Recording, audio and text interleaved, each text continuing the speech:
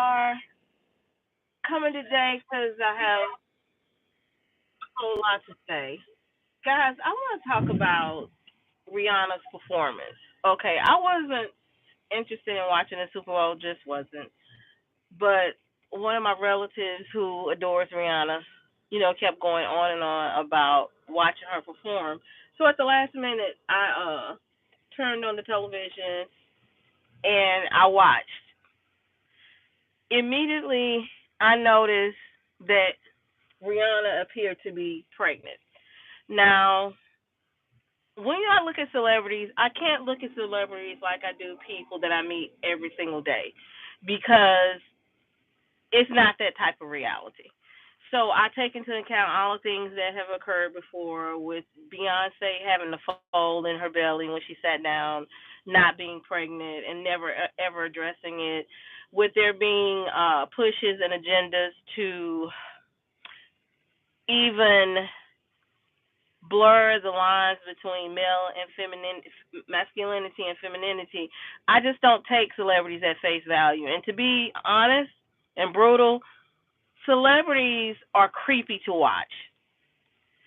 So I just tend not to be watchful of them. But anyway, back to the performance. So immediately I saw that it appeared to be a bump in her belly.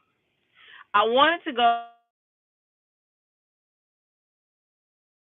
sorry, based on what we've experienced with Beyonce and other celebrities questioning their legitimacy when it comes to them being pregnant, on top of there being a total industry for moon bumps, which are these prosthetic pieces that you put on to appear as if you're pregnant.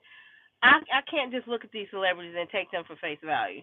Her, as with the first pregnancy, that she was wearing these skinny tiny heels and she was getting around really well. I was, quite surprised because having been pregnant 3 times, once your belly starts to descend, your posture changes and you don't have the same prowess that you had when you weren't pregnant wearing heels. Now some women can pull it off. To me, it would just be too cumbersome. So that was always a point that I made. But this time it was a little different. She seems to be not as far along, or maybe just as far along as she was when she had the supposed first child. Well, anyway, so she went through the performance, and I immediately noticed that those in white suits, the dancers, had high numbers. And then I began to see the ritualistic aspect of what was happening that I tried to push to the side, and it was just overwhelming. I would equate this to a diluted ritual completed. I'm not in any form, sect, sisterhood, or connected to any brotherhood, but there's enough woke people out here. Okay, I don't want to be disrespectful. There are enough people out here who've made exposed videos about Freemasonry, and Freemasonry has allowed it. So I'm sure that they're okay with us knowing. Because once you expose something, another action needs to take place. And if it doesn't, then the more exposure for subject matter not being dealt with equates an environment of acceptance. So I understand what's the point behind all of these exposed videos. Nothing's ever going to happen to anyone who has participated, who has violated nature, or even the masses itself. Anything's going to ever happen to them. So what happens is we get this overexposure and we don't like it, but we're exposed to it and we eventually accept it. So back to the performance. I noticed that the white numbers were a multitude, and knowing the rituals that are done, I knew that this was another fertility ritual. That's what I label it. I don't know what they would call it. And it allows them to tap into energies that are purposeful, purposely instigated. If you go and you scroll through the comments of these videos once they're put up, stunned, amazed is the word that people use. And I'm like, well, what were you stunned and amazed with?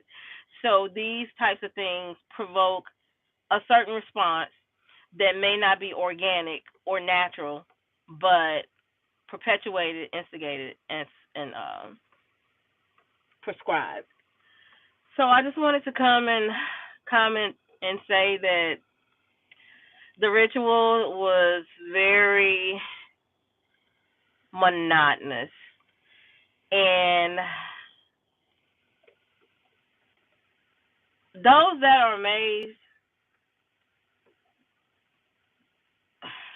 okay, okay, I'm gonna say this. The herd members are the ones that are amazed, stunned, wild, awesome. Oh, this is the most wonderful thing. Dismissing any other performance that we've seen before this, and this as the ultimate. So, where does this leave us? It doesn't leave me anywhere because I'm not a part of it, and so people will continue to say how wonderful this was.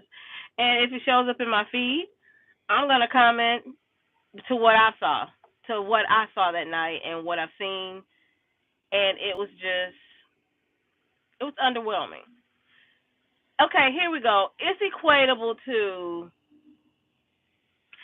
that one person growing up in high school that was all about being the it person, but really they weren't. Or here we go. I heard somebody say once that the average woman has never felt the orgasm, but she's learned to fake it. Now, I'm going to say this. In my mind, what I saw visually when that statement was made, this is what this performance was equated to. It had all the bells and whistles, all these fireworks. The climax was just off the chain, but what was being done didn't correlate and go well with the climax. So it comes off as a woman faking an orgasm.